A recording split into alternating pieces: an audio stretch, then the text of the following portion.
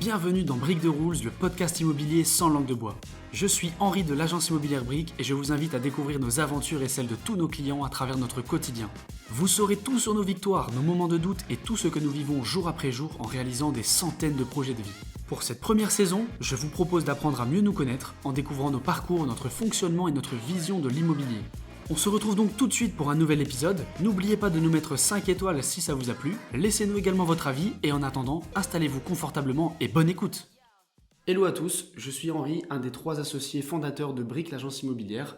Aujourd'hui pour ce premier podcast, je suis en compagnie de John, donc mon deuxième associé, et on va vous parler de quelque chose qui nous tient beaucoup à cœur, les prénoms que l'on donne aux maisons. Alors oui, nous sommes l'agence qui donne des prénoms aux maisons, et en même temps, on n'a rien inventé, ça fait partie de notre écosystème, c'est la pierre angulaire de l'agence, et aujourd'hui, John et moi, on va un peu tout vous expliquer le pourquoi du comment. Effectivement, je vais directement rebondir sur quelque chose que tu viens de dire, c'est qu'on n'a pas réinventé la roue. Quand on a débuté, forcément, il y a peut-être d'autres agences qui le faisaient avant nous. Et nous, on a décidé d'aller chercher à gauche, à droite, des éléments qui nous plaisaient, des éléments qui étaient, à notre sens, un peu, pas révolutionnaires, mais qui allaient un peu changer ce qu'il y avait dans l'immobilier. Et donc, on a été chercher un peu à gauche, à droite, tout ce qu'on aimait pour au final apporter et proposer à nos clients tout simplement une proposition qui est nouvelle et qui est en accord avec notre image à nous de l'immobilier. Ouais, c'est vrai que je me rappelle en juin, avant qu'on lance l'entreprise, au mois de novembre 2020, on commençait déjà forcément à préparer tout ça l'été qui a précédé. On a beaucoup discuté un petit peu de nos univers, que ça soit graphique, que ça soit dans la conceptualisation. Et on s'est beaucoup inspiré de marques comme Apple, avec un univers assez graphique, assez minimaliste. Nike aussi forcément, avec des messages d'accroche assez percutants. C'est un petit peu tous ces univers-là qui ont constitué l'écosystème Brick.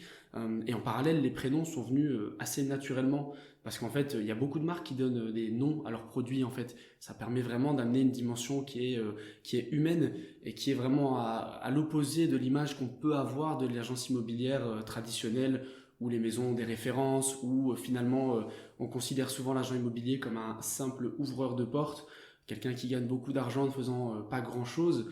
Et c'est vrai que notre volonté, dès le départ, ça a été de se positionner aux antipodes de ça. Et les prénoms sont venus un peu comme une évidence directement, comme le choix de base sur lequel on allait venir construire les fondations de l'entreprise. Et c'est un peu comme ça finalement qu'on a décidé de dire, voilà, cette maison-là s'appellera Suzanne, Marie, Marguerite, peu importe, toujours en adéquation avec le propriétaire, mais pour directement mettre de la personnalisation dans tout ce concept, quoi.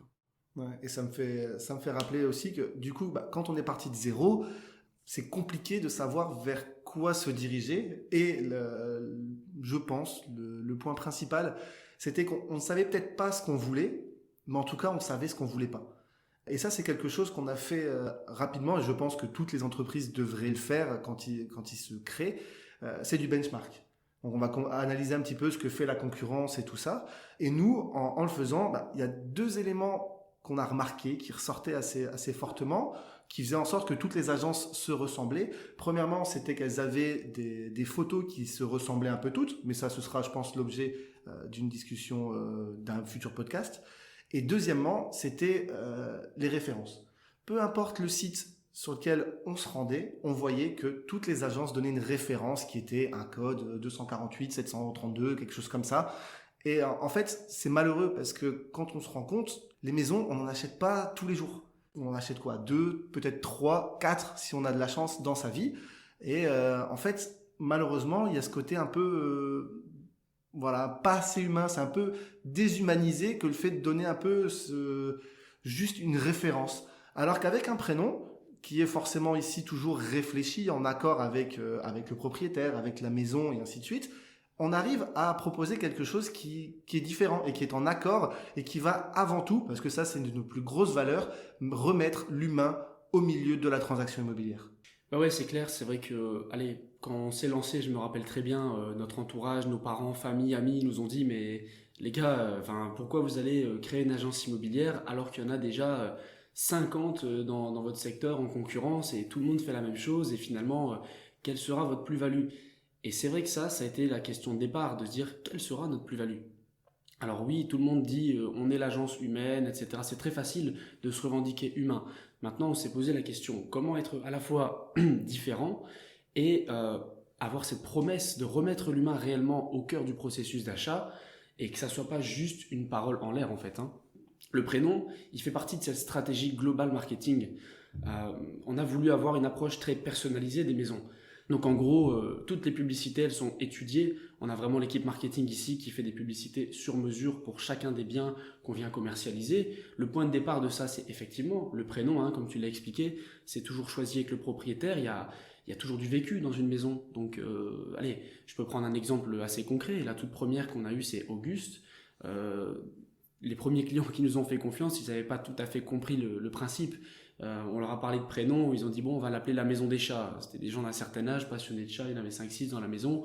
Très sympa, on leur a dit écoutez, c'est pas tout à fait ça l'idée.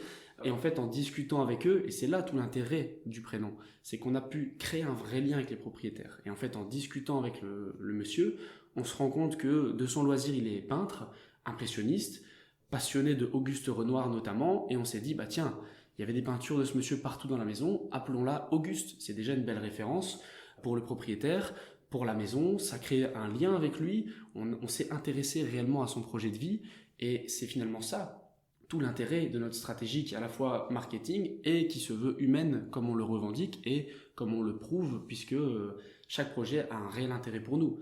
Ça, c'est vraiment la base du projet de personnalisation. C'est vrai que derrière, les gens nous appellent, ils veulent visiter Auguste, ils veulent pas visiter la référence 365 733 ou le code IMOWeb Intel, ce qui fait que dès le départ, les gens, ils viennent pour découvrir une maison qui porte un prénom. Donc en fait, le processus d'appropriation de la maison, il est déjà réel. C'est déjà quelque chose de concret pour les gens quand ils viennent en visite, pour voir Zoé, Auguste, Camille, etc. Dans leur tête, il se passe déjà quelque chose qui ne se passerait pas s'ils venaient visiter simplement la maison 365 700, tout simplement. Ouais, parce que pour rebondir par rapport à ça, les gens sont à la fois curieux de visiter la maison, mais il y a cette petite curiosité supplémentaire du fait que pourquoi est-ce qu'ils ont donné ce prénom-là? Et en fait, c'est marrant ce que tu dis, parce que quand Max revient des visites, ce qu'il nous dit souvent, c'est ah, tiens, j'ai encore telle personne qui m'a demandé pourquoi est-ce qu'on avait donné ce prénom-là, ainsi de suite. Et voilà, toujours une petite anecdote, quelque chose de sympa. Et des fois, ça va plus loin que ce côté un peu sympa. Mon propre exemple, j'ai acheté une maison avec briques. Et il s'avère que quand j'ai visité, ma compagne était enceinte de jumelles. On savait que c'était des filles, mais on avait encore dévoilé les prénoms à personne. Par contre, on était déjà tombé d'accord sur le prénom Rachel. Donc en fait, c'est un peu l'anecdote ici du fait que même si on était curieux de savoir pourquoi elle s'appelait Rachel, moi je le savais vu que forcément j'étais présent, mais à côté de ça, il y a ce petit côté affectif du fait qu'on se dit, bah tiens, cette maison, elle porte le même prénom que ma future fille. Donc est-ce que c'est un signe du destin, karma, pourquoi pas? En tout cas, une chose est sûre, c'est que je sais déjà que le jour où je viens à vendre cette maison, si je dois la vendre, je l'appellerai Rachel, ma seconde jumelle. Ouais, c'est ça. C'est vrai qu'il y a parfois un peu de destin qui s'en mêle. C'est vrai que ton cas est assez particulier. Je me rappelle aussi, dans la première année d'existence de l'agence, on avait une maison qui s'appelait Justine, bon, qui est un nom assez commun pour le coup. Et c'est vrai que bah, voilà, les visites s'enchaînent. On a des amateurs, mais personne ne se positionne concrètement sur la maison. Et puis là, Max revient au bureau tout content en disant ah, les gens, ils arrivent, ils vont faire une offre, etc. Ils vont la prendre, trop cool. Coup de cœur intégral. Les gens ouvrent la porte, rentrent dans le living. Et ouais, c'est le coup de cœur directement pour cette maison. Et en fait, il se fait que la dame, c'était un couple, un jeune couple, s'appelle Justine. Et donc, en fait, elle se tourne directement vers son compagnon. Et puis, elle lui dit ah, waouh, tu vois, c'est exactement ce qu'on cherche. Puis, en plus de ça, allez, la maison porte mon nom. Si c'est pas un signe, franchement, je ne sais pas ce que c'est. Alors, faut pas prendre ça pour une science absolue. C'est arrivé quelques fois, ça n'arrive pas souvent. Néanmoins, ce sont toujours des belles histoires pour nous, parce que si on fait ce métier-là, c'est aussi pour accompagner les gens dans leur projet de vie. On a la chance d'être l'intermédiaire entre deux projets de vie. Il y a des gens qui déménagent, qui quittent leur maison, peut-être pour une plus grande maison, peut-être pour une dernière maison si ce sont des personnes âgées, en fonction de leur projet. Mais il y a toujours du vécu qui transmettent finalement à travers nous aux acheteurs. Et alors, il y a ces acheteurs qui sont forcément dans un projet de vie qui est souvent heureux. Quand on achète une maison, ben, c'est qu'en principe, tout se passe bien, sauf si c'est un investissement où il y a un peu moins d'émotionnel. Mais quand c'est un premier achat, comme c'était le cas pour cette maison, voilà, toutes les étoiles s'alignent dans leur tête parce que ça correspond à ce qu'ils cherchent. La maison est chouette, la dame s'appelle Justine, la maison porte son nom, pour elle, tout se met en place dans sa tête. Et en fait, on n'a même plus besoin d'avoir un discours commercial. La maison, elle s'est vendue toute seule parce qu'elle était aussi au bon prix. Ça fera l'objet d'un autre podcast, bien entendu. Parce qu'elle avait son prénom, ça c'est un peu du hasard, un peu un coup de chance, on va dire. Et parce que finalement, cette stratégie un petit peu de personnalisation qu'on a mis en place, la publicité qui est jouée vraiment sur le côté émotionnel du bien et pas sur un côté pragmatique, c'est une maison 3 chambres à tel prix, située à tel endroit, fait que les gens arrivent à se projeter plus facilement, arrivent à se dire et si c'était celle-là la bonne en fait? Et si c'était Justine, Camille, machin, Suzanne, la maison de ma vie? Et ça, c'est quelque chose qu'on arrive à faire, je pense, peut-être différemment, mieux, à mon sens, que les autres, parce qu'on a cette approche qui est peut-être un peu différente, tout simplement. Et même pour rebondir par rapport à ça, c'est aussi important parce que forcément, à mon sens, c'est la dernière étape, entre guillemets, du discours qu'un agent a avec le propriétaire. C'est que, ok, une fois qu'on a défini de certaines conditions, quand est-ce qu'on mettait en vente la maison, à quel prix, là, on arrive souvent sur cette question de prénom. Des fois, ça arrive même que Max, quand il vend en estimation, que les gens disent déjà, j'ai pas encore commencé la mise en vente, que je connais déjà le prénom, parce qu'ils connaissent un petit peu le principe, voilà. Mais si je voulais en parler, c'est aussi parce que c'est une force, c'est un levier de notre côté, c'est un argument supplémentaire pour nos agents quand ils sont en estimation. Pourquoi? Parce qu'en fait, comment se démarquer de la concurrence, justement, quand on est en estimation? Parce que forcément, on n'est pas les seules agences dans le secteur. Tu l'as dit tout à l'heure, on en a plus d'une cinquantaine. Qu'est-ce qui va faire qu'on est différent? Avant tout, nous, ce qu'on veut, c'est remettre ce côté humain au centre de la transaction immobilière.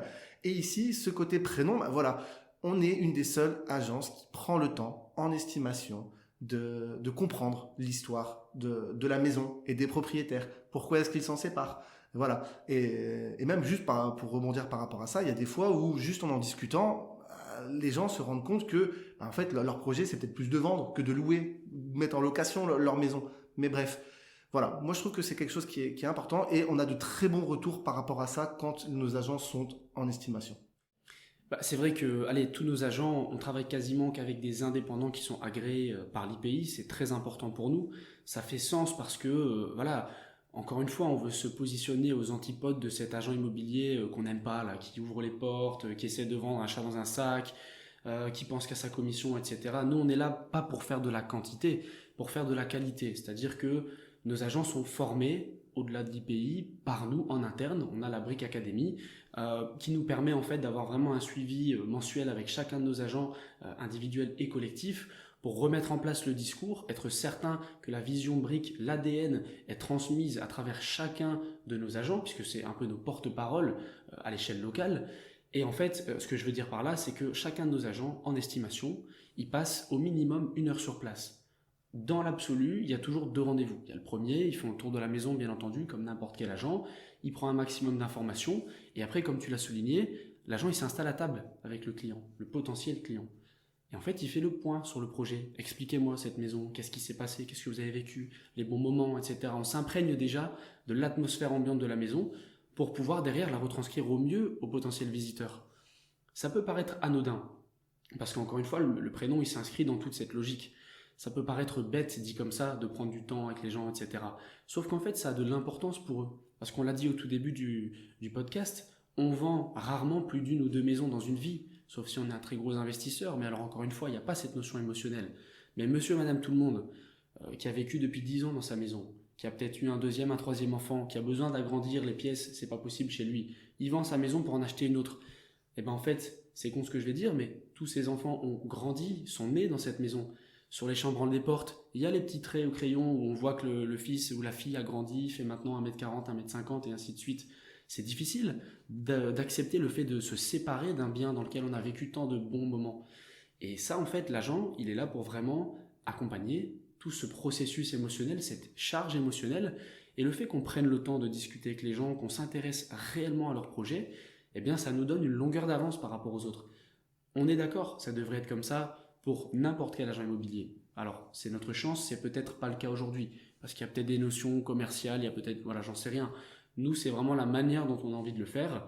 Le prénom venant un peu chapeauter tout cet univers-là qu'on met en place avec le propriétaire. Néanmoins, il y a quand même une démarche derrière qui est intéressée, parce qu'on reste une entreprise, ça reste une stratégie et un positionnement marketing et commercial. Si je veux que nos agents passent autant de temps sur place et reviennent même une deuxième fois présenter un rapport d'estimation, c'est pour maximiser le potentiel de chance de signer le contrat avec les gens. Et c'est un petit peu ce qu'on constate. Aujourd'hui, nous, on a plus de 90% de nos contrats, 90% pour les Français qui vont nous écouter, qui sont en exclusivité. La chance qu'on a, c'est qu'en investissant dans l'humain et dans cette qualité émotionnelle, on n'a même plus à se battre pour avoir un contrat exclusif. Les gens sont heureux de signer en exclusivité avec nous. Ils ne le remettent même pas en question. Et ça, c'est vraiment pour nous, dans notre stratégie marketing et commerciale, un point qui est crucial, déterminant et essentiel. Et c'est ce qui nous permet d'envisager sur le long terme peut-être plus de sérénité parce qu'on doit moins se battre en fait. C'est vrai que quand on est en concurrence, on ne gagne pas tout le temps, évidemment, ça c'est une certitude. Mais j'ai la sensation, et les chiffres tendent à le prouver, qu'on gagne souvent parce qu'on arrive peut-être à établir plus facilement un lien de confiance avec les partenaires et les propriétaires dès le départ. Et ça, c'est quelque chose d'engageant et qui nous sert également pour la suite. Parce que forcément, il y a des maisons qui se vendent dans les meilleures conditions très rapidement. Il y a parfois des maisons qui prennent un peu plus de temps. Et là où on a su établir directement un lien assez fort avec les propriétaires, eh bien, ça nous sert derrière pour vraiment les conseiller au mieux quand il faut potentiellement réajuster le prix, potentiellement envisager de changer un peu la stratégie, changer de fusil d'épaule et cibler une autre catégorie de personnes. Eh bien, on sait établir plus facilement ce discours avec eux.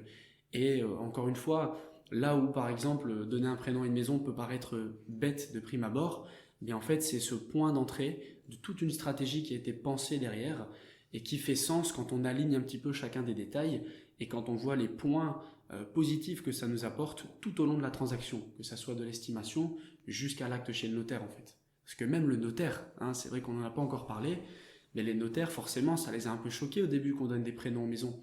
Sauf que nous on accompagne les clients à l'acte.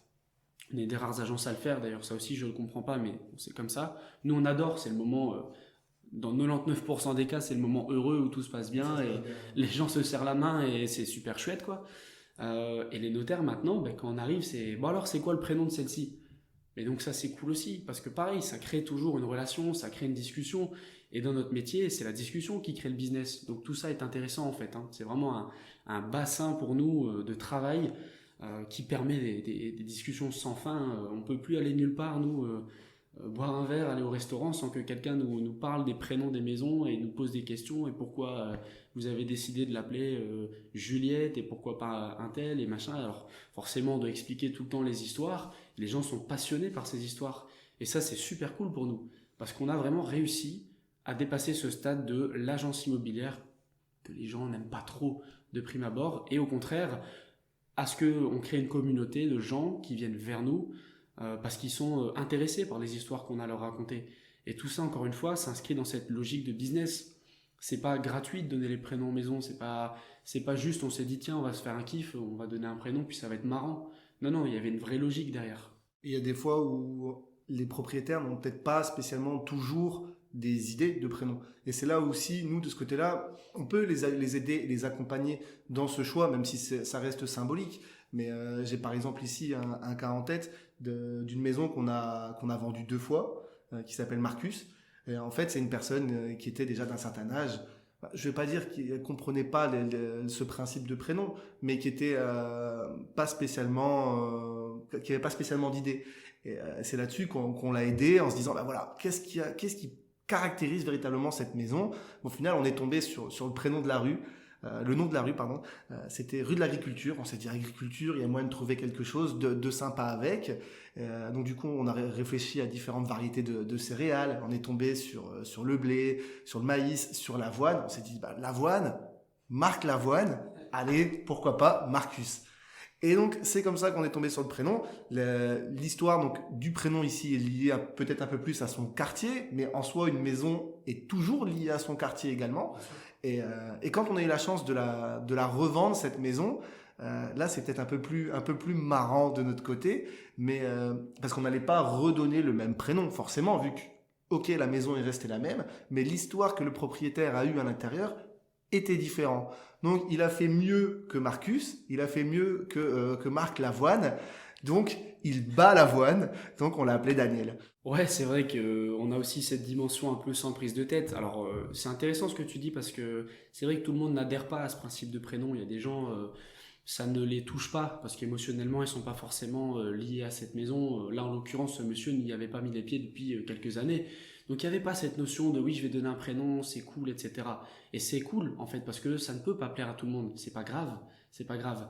Mais ouais, effectivement, pour rebondir sur Marcus et Daniel, bah, quand on est confronté à des propriétaires qui sont pas forcément inspirés et qui sont pas forcément attachés au prénom qu'on va donner, bah nous c'est vrai qu'on aime bien d'être un peu créatif par rapport à ça et puis c'est toujours des moments assez cool en équipe parce que ça nous permet de sortir un peu du cadre et de se marrer un petit peu, hein. C'est vrai que si on se prend la tête, ça sert à rien non plus d'être trop sérieux dans son business et il faut rester encore une fois humain en fait, hein. C'est tout simplement ça.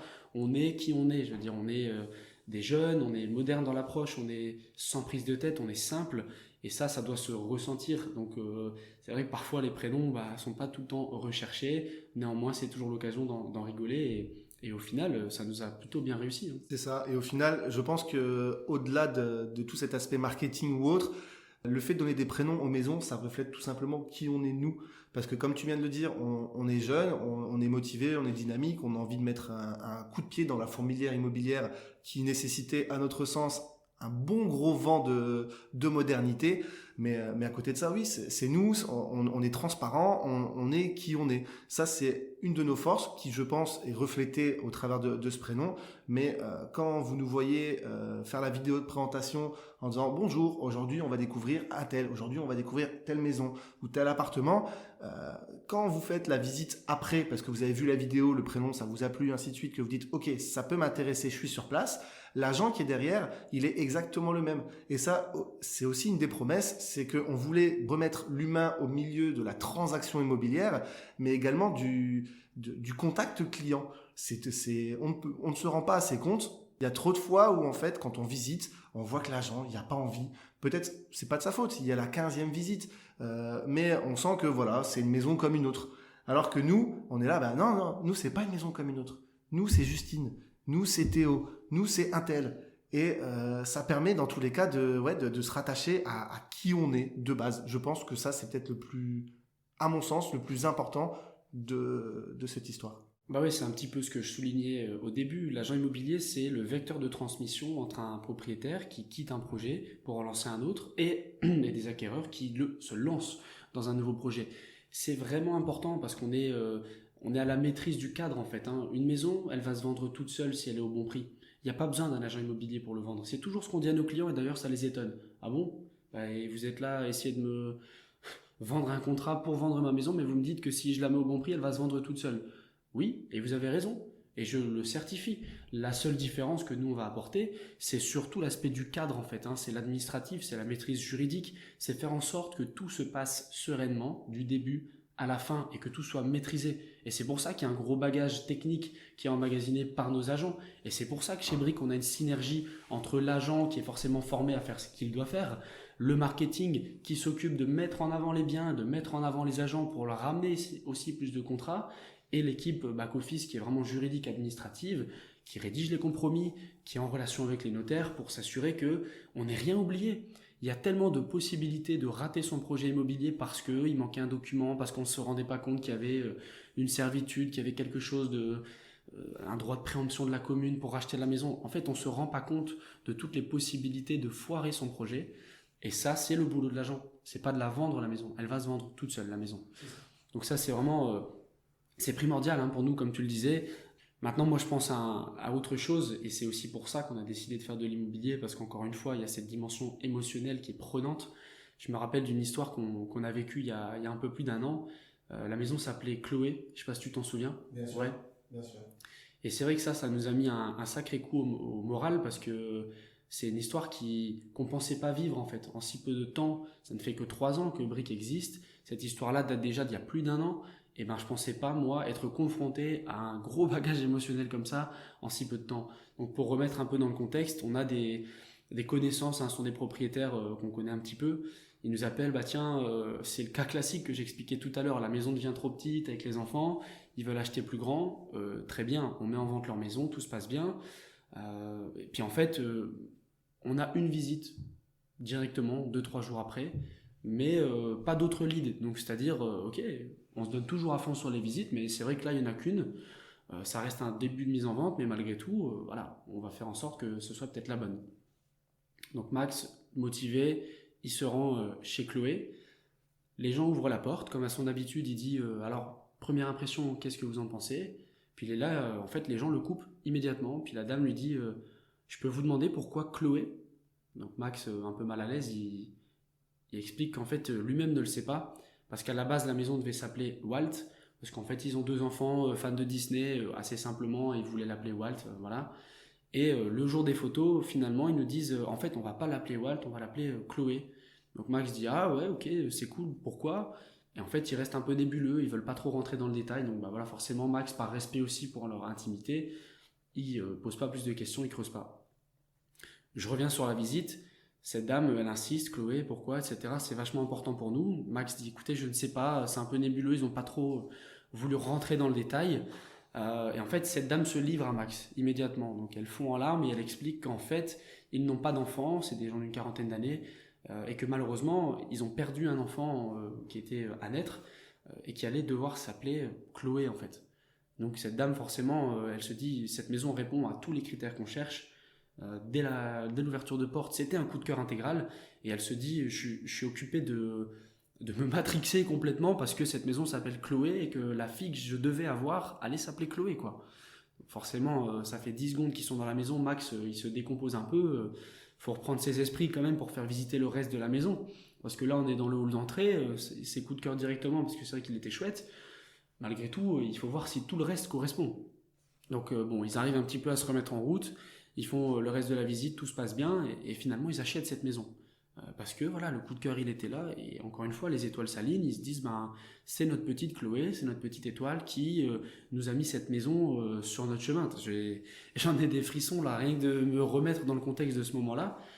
Et alors forcément ben Max il sort de cette visite avec l'offre et tout. Alors on est content et en même temps il comprend pas vraiment ce qui s'est passé quoi. Il se dit putain moi je suis juste agent immobilier ici, je me prends des charges émotionnelles assez conséquentes dans la tronche, faut un quart d'heure pour s'en remettre. Il appelle les propriétaires pour leur annoncer la bonne nouvelle et il leur dit bah, écoutez, venez au bureau parce qu'on doit quand même un petit peu discuter. Alors ils se demandent quoi, évidemment. En arrivant, Max leur explique ce qui s'est passé. Et puis là, pareil, ils se décomposent. Et en fait, il nous explique que s'ils ont décidé de changer le prénom en Chloé, c'était un peu en hommage aussi à la sœur de la propriétaire qui a, pareil, devait avoir un enfant et malheureusement ne l'a pas eu. Et la petite devait s'appeler également Chloé.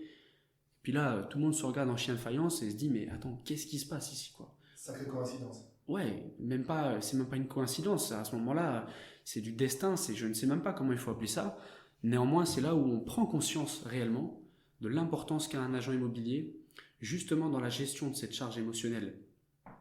Et là, c'est là où on se rend compte aussi que ce qu'on fait, c'est un beau métier. C'est un beau métier qui est malheureusement assez mal coté, mal réputé.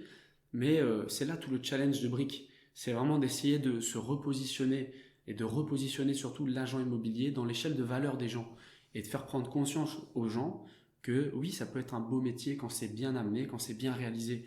Et finalement, c'est ça la magie de l'immobilier.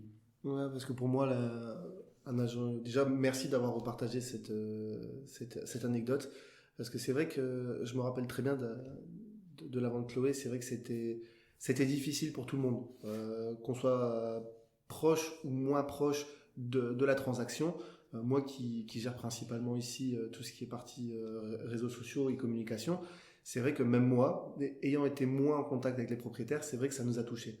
Et c'est là où je me rends compte que la principale valeur, à part celle qui est ce côté humain que doit avoir un agent immobilier, comment dire ça?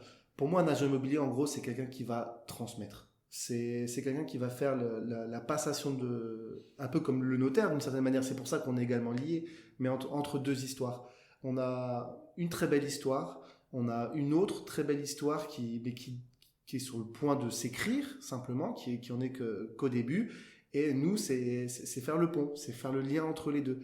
Et j'aime bien dire au final que l'agent immobilier, surtout avec nos méthodes à nous, on n'est pas juste des ouvreurs de portes, mais on est des transmetteurs, si on peut dire ça comme ça, d'histoire. Nous, au final, ce qu'on va essayer de faire, c'est de vendre la maison, mais de vendre la maison à la personne qui l'aura la mieux compris. Et ça passe notamment par le prénom, ça passe par ces bouts d'histoire, parce que voilà, les gens, je ne sais pas si c'est un mood qu'on met en place, je pense que oui, mais qui fait en sorte que les gens sont plus curieux, vont un peu plus dans le détail, parce que ce prénom, c'est déjà rentré dans l'intimité des gens. Et on a tous ce côté peut-être un petit peu curieux qui fait qu'on a envie d'aller savoir pourquoi. Et là, comme tu dis, l'exemple de Chloé, bon, c'est pour des raisons qui sont peut-être un peu moins gaies à raconter au quotidien, mais qui sont dures, mais qui sont réelles. Mais ça permet, voilà, comme tu disais tout à l'heure, cette curiosité, ça amène au fait que les gens s'accrochent déjà un petit peu plus à la maison. Et c'était cet exemple-là pour Chloé, mais on en a déjà cité d'autres, et il y en a encore plein d'autres qu'on pourrait citer. D'ailleurs, à un moment donné, on en arrive tellement à un point où on a tellement donné de prénoms que c'est un peu plus compliqué de tous s'en souvenir. J'ai même fait le test il n'y a pas si longtemps que ça avec vous. Je ne sais pas si tu t'en rappelles, voilà, qui s'en souvient, où j'avais montré des photos de chaque bien, enfin de quelques biens qu'on avait eus, assez marquants. Et on remarque qu'en 3 ans d'existence, c'était forcément beaucoup de photos, beaucoup de détails, mais surtout énormément d'histoires à raconter. Et ça, c'est quelque chose que les gens aiment. Ouais, c'est vrai que si je devais un peu conclure, le choix qu'on a posé dès le départ de donner des prénoms aux maisons, c'était avant tout parce que, comme tu l'as souligné, c'est la meilleure représentation de qui on est. De cette idée de remettre l'humain, on l'a déjà assez dit, mais au centre de toute la transaction, cette stratégie de personnalisation. Mais c'est aussi parce que c'est un choix qui est payant à notre sens pour 2 raisons. Parce qu'on arrive à créer ce lien ultra fort, que ça soit avec les propriétaires ou avec les acheteurs aussi du bien, et aussi parce que ça nous crée une fidélisation sur le long terme. On reçoit souvent des nouvelles de nos acheteurs d'il y a 1 an, 2 ans ou même récents qui nous disent tiens, voilà 2-3 photos de Margot après les travaux. Ça veut dire que finalement l'expérience qu'ils ont vécue avec nous les a non seulement contentés, mais en plus de ça ils sont fiers de venir nous partager l'évolution de la maison. Et ils nous disent pas tiens les photos de la maison, ils nous disent les photos de Margot. Parce que pour eux, c'est vraiment le nom de la maison, quoi. Donc ça reste et ça restera. Et si un jour ils doivent s'en séparer, je suis presque sûr que ce sera avec Brick qui commercialiseront le bien. Parce qu'ils ont ce lien fort qui reste dans le temps. Et en fait, encore une fois, tout ça fait partie de cette stratégie globale. Sur le long terme, ça fidélise les gens et je pense que pour nous, c'est un réel atout. Et en tout cas, on n'est pas prêt de s'arrêter, même si ça commence parfois difficile. Ça devient difficile en tout cas de trouver des prénoms quand les gens ne sont pas inspirés, du moins. Et parfois c'est marrant parce que sur le site on a plusieurs fois le même prénom, alors on est obligé de trouver des combines avec des 01, 02 pour dire que quand même le bien puisse être publié sur le site sans que ça pose de problèmes techniques. Et du coup d'ailleurs ce serait hyper intéressant parce qu'on est toujours à la recherche un petit peu de prénoms, d'idées ou même d'histoires tout simplement à raconter, à partager. Donc si vous avez idée d'un prénom pour votre maison, qu'on se connaisse ou qu'on ne se connaisse pas, n'hésitez pas à commenter ici, à nous le partager, ça nous fera super plaisir, on n'hésitera pas à regarder tout ça. J'espère que vous avez apprécié cet épisode. Si vous souhaitez soutenir le podcast et nous aider à le faire grandir, pensez à partager votre avis, c'est gratuit et promis, cela ne vous prendra que 30 secondes. En attendant, merci pour votre écoute et à bientôt pour un prochain épisode.